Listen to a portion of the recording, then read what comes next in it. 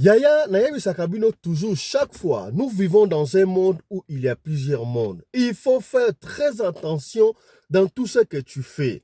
Soki prière te, ezalaka pasi ya kosakana te. Histoire oyo ya Patrick, eko réveillé, eko pesa yo mutu koswa, eko talisa yo avenir. Batu ebele mona, azana mbongo ebele, azwa mbongo me, okomona sana kimia te, bana baali kokufa, mwasi basi baali kokufa, sans le savoir. Yemoka komona lokola, asimba na ekisi te, mais, tala background na yo, vie passée, osalaki ndenge nini. Est-ce que mbongo na yo komaki ebele, brisque kakaboye, to qu'est-ce qui se te passait dans ta vie exactement? Yango lisoto kobete na yo. Patrick, alokota bag na plage na Angola. Bag wana ekomisai riche sans le savoir. 5 ans après, bana na ye babandi kokufa. Akufisa 5 bana dans une année après 5 ans. Qu'est-ce qui s'était réellement passé? Yango lisoto kobete la yo lelo. Mbote bandeko balandi ya radio loko télévision bisika nyos bozwami. Merci na confiance peu fidélité bozali ko continuer ko pe sa programme oyo radio lokole masolo et pa wapi chaque fois tokuta na ka ko solo la makambo zali ko leka bongo na communauté na biso africaine en général. Mingi ya biso oyo batutolobaka lingala. Ngai komona ngai Fiston Pelende tata ya Sedek bolimbi simukele oto pwani na moi retard webi des fois la technique a ses caprices et ça indépendamment de notre volonté. Je crois prochainement on va essayer d'améliorer. Voilà. Yaya tout ça la version au coma 50 000 abonnés boyebi yango. Alors na bokasite na binonde to kokoma wana. Moni émission oyo, chaîne oyo ezali ko sunga batu ebele. Yo olingi to tikala kaka mukende tozali tuna papa pembeni, mama pembeni, mama est-ce que osabona déjà? Ce que osabona partageaka. Ce que osabona te osabone et puis ko bosa na te ko fina cloche ya notification pour na orataka ba programme na biso ata soki mu kiete. Liso to komete la osikabu esalami bongo na Angola. Bamboka mingi oyo ezalaka na ba plage to ba province mingi ezalaka na ba plage ezalaka na makambu ebele. Mwana mobali na kombo ya Patrick. Papa Fiston betaka na kombo ya Patrick. Kotanga kombo ya mboka te. Patrick azalaki jeune, atangaki kelasi, asilisi akei kutu université a tozala Angola. Mais ebandi ko simba kaka te. Patrick avant ke na Angola bazalaki bongo na Kinshasa. Tango ake Kinshasa kaka ndeza ke bande ko simba te apiko sa classe kuna abina ke na Angola. Tango ake Angola kaka ndenge ezalaka bandi ko bunda ndezaka ba document et vandi ba document angolais machin juste ça va après aye ko bengisa mwasi na ye à l'époque azalaki na 4 bana tanga bengisi mwasi na ye aye na 4 bana na Angola babandi ko vanda na Angola baboti bana misatu et comme lokola 7 bana do bakomaki na bango ba angolais tolma musala oyo Patrick abandai ko sala et bandai ko simba lisusu te. Bandai ko simba lisusu alors Patrick a comment ko sala ndeni ni na ebite ba pesi précision te soki azoki marché yango wapi boyebi na au bord ya plage tout autour ya océan et ça la ba coquille ya ba escargot coquille ya ba na bosandi kombango oh ça la ka mulongo siboye. Escargot ko je crois escargot coquille wana ezalaka mingi bo ya ba océan ba plage conso. Alors Patrick abandai ko lota ba escargot wana moko ya munene moko ya muke surtout abandai ko kende koteka yango nde bana osala mwa muke à vivre quand même la vie ne marchait pas parce que vraiment la vie moko ya très bas. Alors qu'est-ce qui s'est passé un jour? Patrick était dans la plage ko lota ndengo wana akeko lokota atali babo ki amoni bag mo bag à nord te tanga ju bag wana bi oh chance ntamba tenga bag. Patrick a ju bag wana atie na musapi na ye tango atie bag na musapi na ye amoni ke ekoki na musapi na ye a continuer na epe ko lota ba koki ya escargot wana tango akei asisa bandi ko bima sikwa ke na nzela amoni mutuka moko ya kitoko etelemisi nani kuna mundele Oui, c'est vrai, bamindele basomba ba koki wana. Yaya, salaka attention à vie moko. Salaka attention à vie. Pour là, d'ailleurs, c'est très compliqué. Atelier. Patrick n'avait pas imaginé. Mundelo wana benga na komona Patrick. Tout ban. Ah, comme que wasala boni oh. Bascargo banda escargot ali ngoyo. Mundelo a présenté Mundelo wana azua bakoki ya escargot azali kutu mingi te apesa ye mbongo ebele. Yebi te mbongo na ko mais apesa ye mbongo ebele bi oh ngana lukaka biloko oyo akosakana te. Soki lobi sozu yango numéro na nga yango yo benga kanga chaque fois côté que la mutususu te ngamo na bado somba yango. C'est vrai. En tout cas, pesa qui est mbongo ebele. Au-delà de 20 000 $. Oh, biloko wana ekoko matin na montant. Patrick, quand il est rentré à la maison, très content, mais il n'a pas parlé des bagues. Attends, il a bague, tu tires la bague, il a bosan. Tala la lota ki lelo, mundele moko boya, apesi nga mbongo ebele, apesi nga sona zui.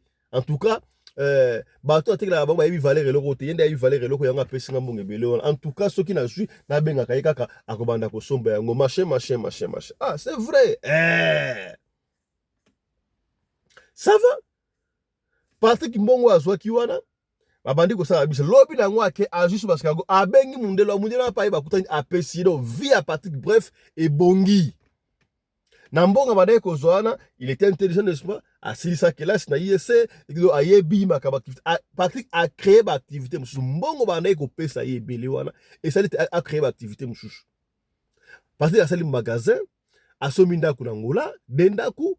Patrick a commis na mitu, Patrick a commis bien ba travailleur. Mais musane ya rota ba escargot wana, azo konzo ko rota kaka. Engagé ku ba rota ba escargot wana. Mundelo wana pesa liko ya kaka. Pendant 5 ans, vie à Patrick, Ezalaki malamu, bande koming ba yebi so Angola. Mais ce que yebite trop bête oh ba yebite pour la compagnie. Jour monsieur après 5 ans Patrick a fait na salon boye. A fait na salon, moi c'est yake rola là après qu'on lui a fait la salon auta na ce qui ba série, so pe auta la télévision, so pe match on ne sait pas. Alors qui bruit moko ya malamu te na cuisine. Donc ba sani quoi oh, qu'est-ce qui ne va pas? Accueilli à vérifier à la cuisine. Ce qui moutali wana amoni mutebe amoni bruit moko trop suspect. Siko aoki voix ya mutu ou de voix moko bozo bima eko ke non il est temps. So na portugais yake tango ekoki. Siko tango ekoki, il faut sacrifier. Oh, tango ekoki il faut sacrifier, ça veut dire quoi? Amoni yango mystique. Est-ce là ki na ndoto to ndenge nini? A se maîtriser, a zongi afandi et puis a bosani akena ekolala. Yaya bola la kate en famille sans pour autant bosambelaka. Pour là d'ailleurs, c'est très compliqué yaya. Et on peut papa sora bimaki, maman bimaki na butu so fona maman, bo betra masolo makamne de kaki na moi, peut-être be ko pesa ba idée, makam susu, bo bandenga ko résoudre ngo. Parti kala na normal, moi si pala li ba sambela ki na bango pété. Na tongo bala bala muki pa ketira la classe muninga na bango ala mukite. Moi la moka la mukite. Oh, moi la mukite do en. Wa muninga na bino, wa sana ngo ya la ndenge nini. Papa qui a la moi la moko azaya kokufa matanga mwana kufi ndenge mwana kibia mwana kibia kufi ndenge nini bref bakundi mwana wana 2 mois après mwana msusu alala la mukite donc bana 5 bakufi dans l'espace ya une année 2 mois non et comme suspect.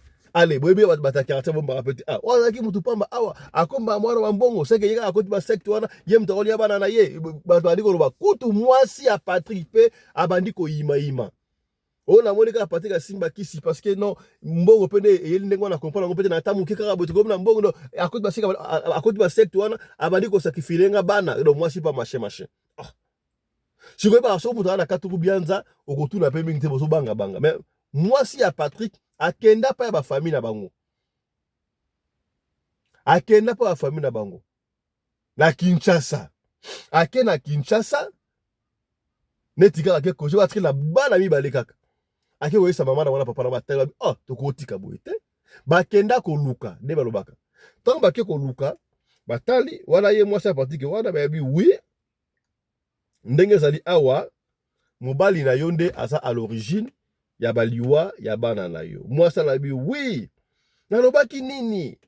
Eza kaka ye po ndenge to comme na mbongo wana na comprendre yango te. Eza kaka ye mta azolia bana wana akoti ba secte ya ndenge na ndenge na ndenge na ndenge. Nganga wa sope nganga, sope professeur na espa ngote. Oui, c'est vrai, ça la base wana, mais ye moko ayebite ki aza la base. Aza la base wana. C'est ainsi que abeteli bango. Mobal na yo alokota ki bag moko na plage. Bago alokota wana eza bag utaki na mai. Bataki yango wana pour tenter et comme il était un sacrifice ya monde ya mai. Ndenga azwaki yango wana ba escargot oyo abana kolokota wana mwasi oyo akendaki kotekela bago wana azali sur un des eaux. Bayaki bazaki na beta sacrifice ya bato yango bapesaki ye mbongo wana siko abanda kofuta. Eza boye alors pona makambo oyo esila eza soit bago wana bozwi yango bobuki yango bopanzi yango to bozwi bago wana bobwaki mbala bwaka yango na mai ezonga esika kutaki mais boyeba soki abwaki baki wana mai ezongi mbongo nyonso to obosala yango wana ekosila bakorécupérer biloko ya bango wana donc ezaka ndo na baka opesi makambu ozwi makambu eza boye mwasi ntango azonga na ngola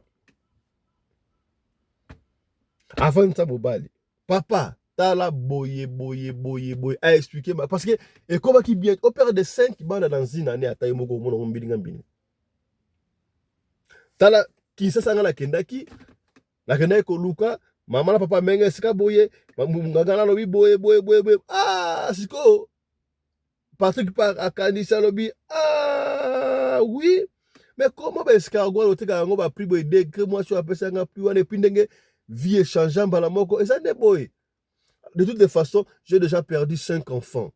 Dès on a tika na bango, na protégé bango. Attends la qui pauvreté wana to kozala. On a vécu pendant longtemps dans cette bande aux pauvreté, mais moi mon kembe na ndeko kozwa. Tala un vrai papa.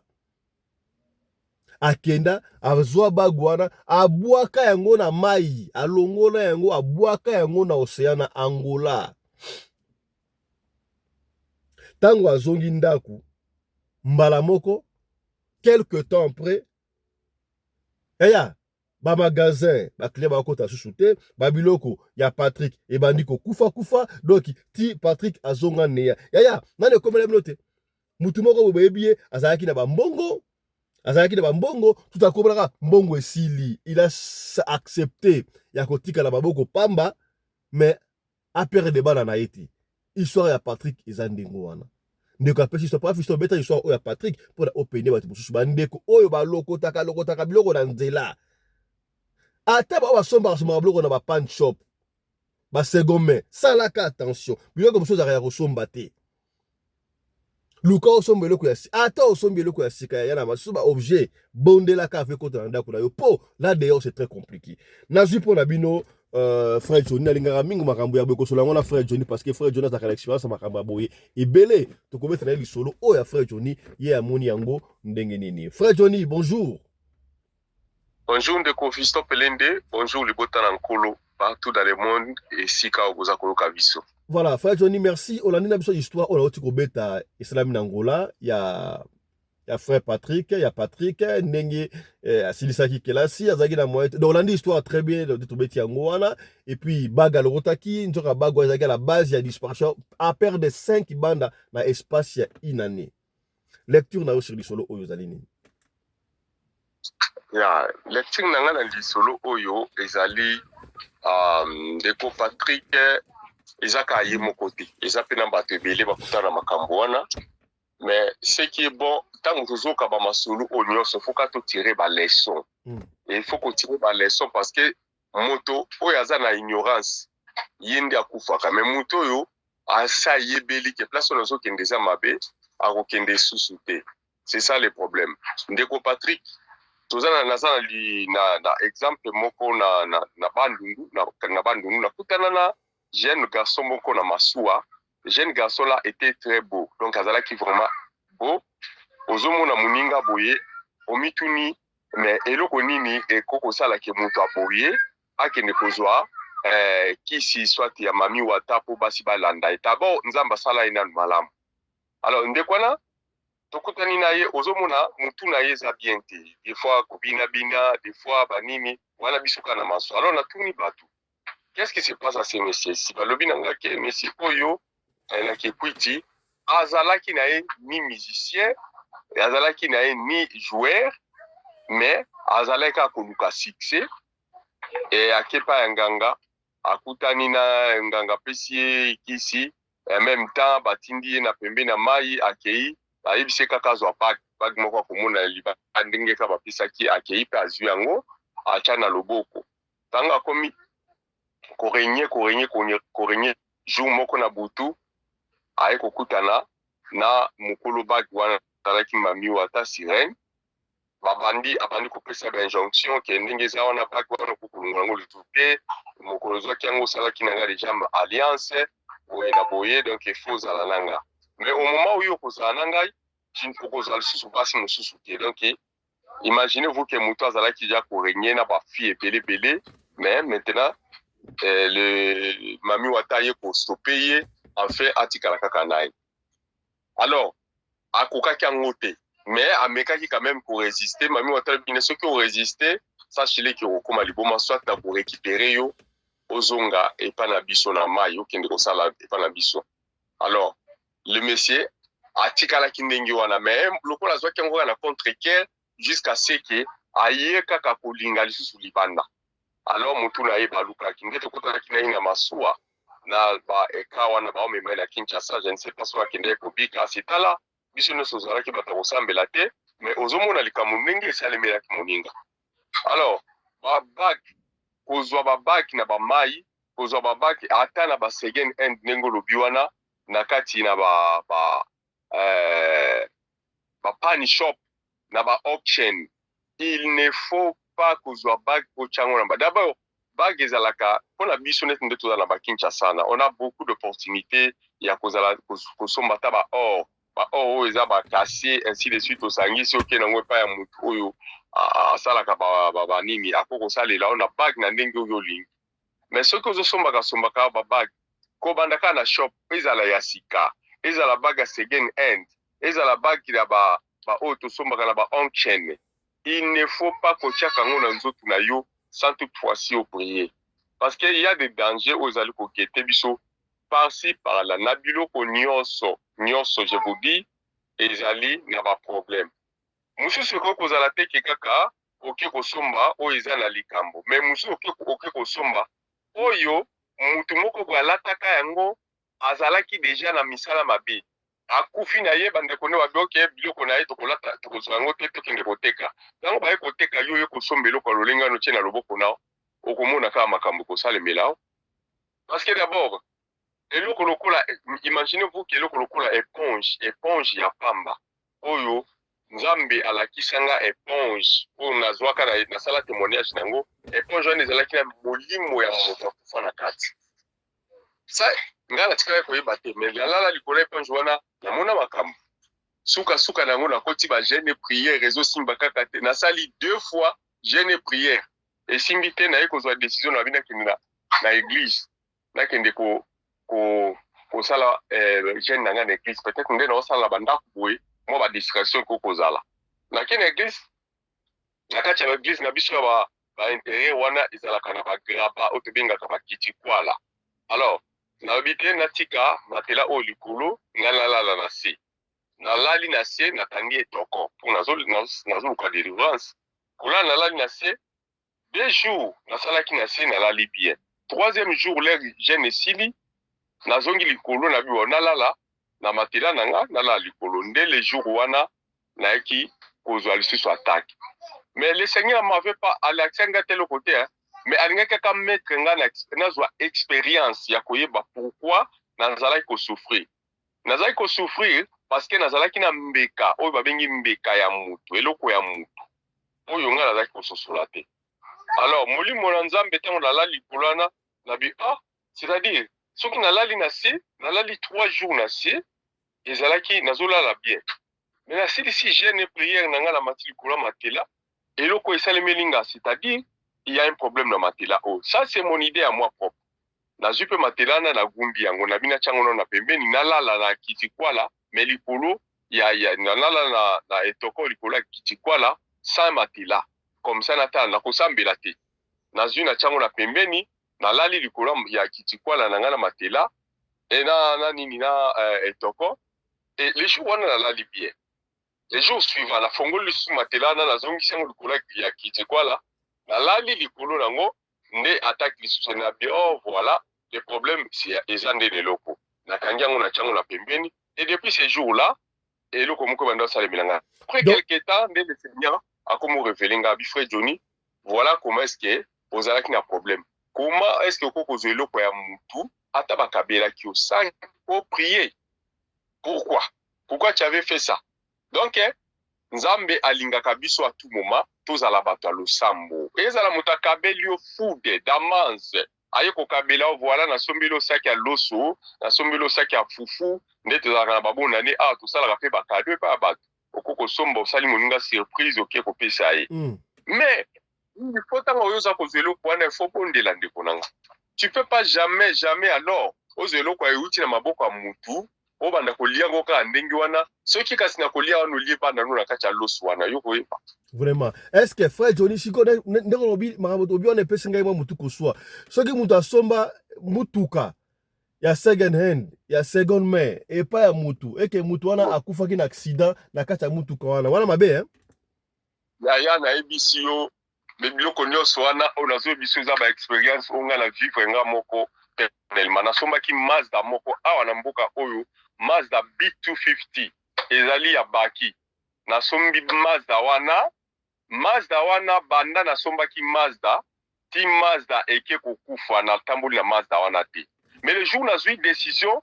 ya kokata Mazda wana na longola yango na po ebandaki kopesa nga deja makambo ebele na mokolo lopango yo ozala mituka misato okangi ba parking longola yango na tie yango na libanda mutuka bien makambo nyonso bien siko nasalela yango mpe mikanda makambo tu na dépenser au moins 30 et quelques mille po mutuka wana ezonga moteur nasongisi nyonso ya sika gearbox ezalaki ya bien mutuka nakotindela okutu poto nango mona yango ezalaki vraiment mutuka moso otali boluli mais natambola na mutuka wana te mutu akoti na kati akati tous les basinga basinga nyonso ya kati katani donc nalamuka na tongo bona tala boye mutuka ezalaki libanda lopango mais mutu akoti na kati ayibi eloko te mais akati kaka basinga ayibi tous les basinga oyo ezalaki na kati alors nabi ok nazwa décision nakata eloko parce que mbongo na nga eza dépense ebele poso na bino asomba balumu wana ekokutenga mpe so bambongo ebele na bandi kokata napesi mutu aye na grain na kati oyebela koni todécouvrir na kati ya mutuka wana ndiko nanga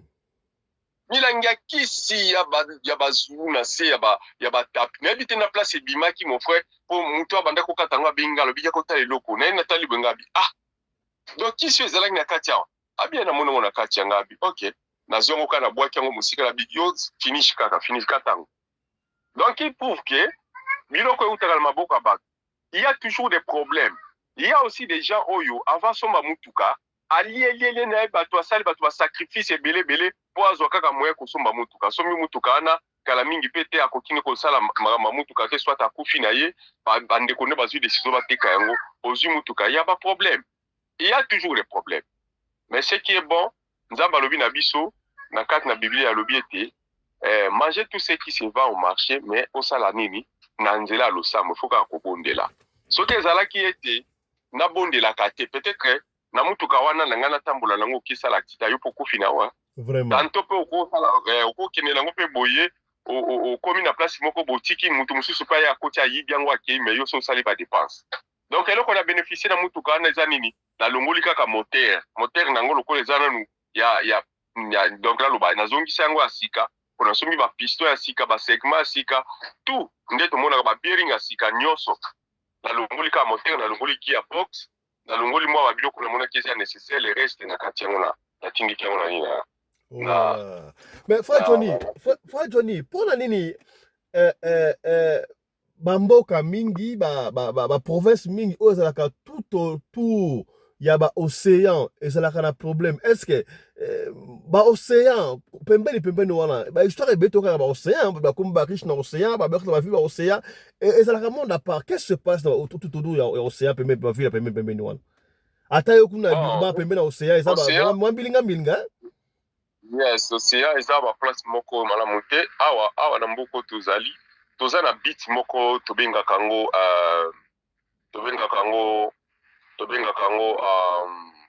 gateway beach. Na gateway kuna eza na beach moko batu oyo bakotaka na beach wana eza batu ya mbongo baza na Richard. O kaka soko oza na misolo te donc yo moko okoka soni okota kuna te.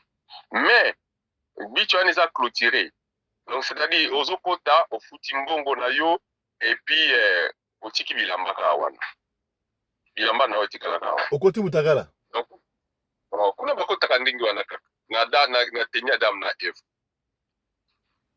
Donc tout le monde okuta kuna bato mabumu minene okuta mususu aye na ba jeune fille na misato mine bango nyonso otikali ka ndenge wana bokoti. Imaginez-vous. Bakenda kosala nini kosokola réellement kosokola bien ezalaka bien qu'il tout bien incartation. Voyez. Donc beyo peso ko yebite osepeli ka ko kende oke kokota na kati na makambo atokota kati. Donc na kati na pembeni ya océan okokuta na tongo makasi ba 4h 5h okuta bato bazokota na bama bazozwa bama ya océan ba miso bazozwa bama bele ba miso pe kutu bazolingwa ka na kati ya mai wana bazokindaka. Donc c'est compliqué bande ko. Yo obetela nga lisolo mo bona privé obetela nga lisolo na privé c'est comme on sala boye mona ba indien ba ya ba parka mutuka ba kota la mai ba kenda pe robima et c'est encore comment? Ya ba indien basala mongo bande ko langa c'est pourquoi je dis à tout moment banda kunyoso bon tozo futela kana libanda awa toko kikanda ko ya indien o ya mundele il faut faire bato azoka la banda ko la bango za mingi na ba problème te zaka ba noir po ba noir ba lokota kala bango ba mapango obika mboko ndenge za la ka batonga ngatonga lege moko mona leta ya tongeli bango ndaku wana ndeza ka mingi na ba problème te mais siko awa na mindele ba indien bango nyoso baza ba problématique indien wana nazoloba asala esalemaka ndenge nini aye na mwasi na ye baye ezalaki vers ba 0h 23h et quelques bakiti na vio na nini na mutuka propre bayaki na ba mituka na bango ba jeep na bango ba nouveau modèle wana batelemisi yango baye bakiteke mutu aza na sima ya ndako bango place bango bazokita komona azomona bango banimala moko basimbani na maboko bakitaki teke balongolaki bilamba te basimbani na maboko bazokita malembe bakoti na mai donc ozomona mda makolo ekei mai ekoti na komi na loketo komi na kingo mutu bake na bango balimwe donc ozomona na miso polele boende ko na ngai frisson esali yo ofandi ozomituna lobi est-ce que bateau baza normal ou bien baza ba démon mais après quelques 2 heures de temps moni sou batango bango na babimi na mai bilamba popola te nini te bake bakotika mutuka bake donc batalona ngwana bazali awa ebele eza bateau baza na ba société baza na bandako baza na ba tenda bazosala sa makambo wana mamuka et puis encore bambongo oyo bafutaka biso na ba société bandeko nanga il faut toujours bolongolaka badimi na bino bopesaka na nzambe po a protéger bino sur bambongo wana sans laquelle obanda kozwa bambongo na salaire okosala ba programme oyo za na yango te parce que les gens oyo baza ba tête ya ba société wana mingi baza bato ya misala mabe campagne moko to banda kosala nango lisusu awa kana mboka oyo soki bafuti biso après quelque temps to bandi kolela bafuti biso après quelque temps mutu nyonso atoza na programme ndenge nini esimbaka te. Alors ngai tango wana na bandako préparer pour moi sina ngai awa nake na kutana ye moko patron numéro 1 na bisie defisa ngambongo abinanga olingi mbongo combien à cet là na senga kesu ki après pour $700 abinanga okozo nsango ndenge ninga abitana okozo nsanda munda abi problème ezate keni na office yebisa bango ba pesi mbongo wana na kei na office na sengi mbongo wana ba pesi ngai na tindi yango na kini donc wana ezalaki du coup mais nasali na société wana 5 ans na kokangisa ata $500 te maintenant yaki kokoma jour moko master moko ya Burundi aye aye koyebisa nga mon cher wana ntango nazoyebisa nga abi mon cher moi ça fait 5 ans na campagne oyo nazokangisa te $500 eza nini abandi koseka abi na nga est ce que yo yebi te ke nga la campagne oyo nasali 12 ans nga abi osala 12 ans abi nasala 12 ans nga abi mais est ce que makambo abi ndenge moko ka ndenge ozolela ndenge nazolela nga abi ok mais abi eloko moko nakoyebisa bino oyo nga nauti kocomprendre siko masa moko mpe na campagne na bango banda kosala maka bongo metala méthode asalaki abi na nga bo omoni mbongo bazofuta biso parce que biso banda kosala na delivery na debonnaise na delivery abi mbongo bakofuta biso ntango bazofuta biso yo zwa ngo kipe yango quelque part mbongo yo kosala delivery soki osali delivery kataka na mbongo bango bapesaki yo wana pesa bango yango zongisela bango yango na kesi yo zwa mbongo ya delivery mema na ndako me bombaka mbongo wana soki mbongo wana ti mokolo ekosili omoni ke monta na bango esili ozongiseli bango mbongo wana e apartir ka wana lere tokomi kosala ndeko na ngai okomomona ke mbongo ekomi stable okomprendre nazalaki okabola bandako na bamasa nakabolaki esu ndako te na kezwa ndako yanga moko nazalaki kokosomba ata moto te nasombi moto na nga dabe premier mutuka na nga nasombaki na campagne wana na mbongo oyo ekomaki ki ya baéchange donc tokoma kosala na bambongo wana donc c'est comme ça qui prouve ke bambongo ebele oyo tozwaka epai ya bato bazofutaka biso epuis eloko nini abanda kosala avant futa bino mbongo soki akofuta bino lelo akolekisa 2 jours mais akozangisa après 2 jours wana efa futa bino donc nati akofuta bino neti lelo soki eza les 30 akofuta bino les dés pourquoi afutaka les dés donc les premiers na les 30 les 31 na les premiers wana imbongo ezalaka na maboko na ye jusqu'à ce que les dés ekokindi afuti bino mais abanda kozangisa abanda kolekisa les dés te donc soki date à mois ekosuka na les 30 ye akopesa bino les dés so mois ekozala les 31 bokozwa les 3 donc soki masana asali babiloko alors ozokanga très bien lero masana alakisi technique wana en tout cas s'en sortira qui biso tout et c'est comme ça na ndenge na ekotika campagne donc pour kosukisa awa olobi na bandeko nyonso boya bolanda biso partout na monde entier esika ovandaka tokei plage bamibelekaka na plage kolokotaka baobjet te ochenette obag onini basimbaka te frère Johnny pesa bandeko oyo bakendaka plage conseil bon bandeko bakendaka plage bokebaka parce qu'il y a beaucoup de pièges par-ci par-là eza na bapiège ata na biloko ya kolia nayebisaka bino mbala moko seigneur alakisaki nga makambo ya biloko ya kolia wana kutu ezalaki na priaki te nalalaki na nga kaka le seigneur envoyé baserviteur na ye baye bameminga frère Johnny le seigneur nous a envoyé ya komema tolakisa makambo oyo ye atindi biso tuyomona nazalaki surpris ntango bameminga na kei na fandi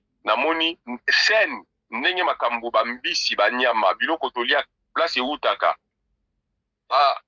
nazalaki etone suka nango bameminga ntina place okendeki kokota nde bayebisinga biloko kola tindaki biso tolakisa oyo yango biloko bozolia na mboka ya bapaya oyo tala bisika eutaka bosala keba et chaque jour chaque moment oyo kosomba biloko kolia yeba na kobondela donc c'était comme ça là seigneur aza ko prévoir biso na makambo ebele na kati na biti neti awa denema na biti awa ozo na biti soki olandaki yango pe denema awa na biti mama ya mukulu ya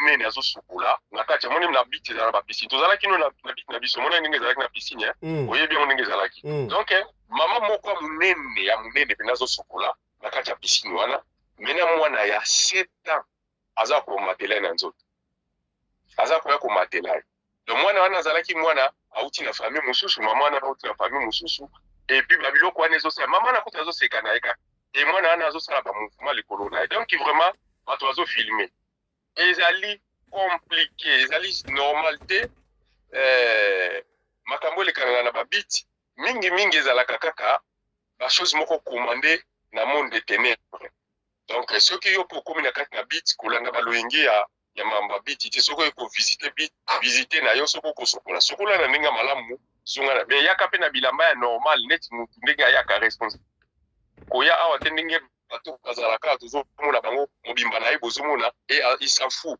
baza na bango ndenge wana mais la majorité bayaka normal te bayaka toujours na ba commandement na ba recommandation ba biloko moko ndenge wana mpona ko séduire et puis ko bebisa ba vie ya bato. Merci beaucoup.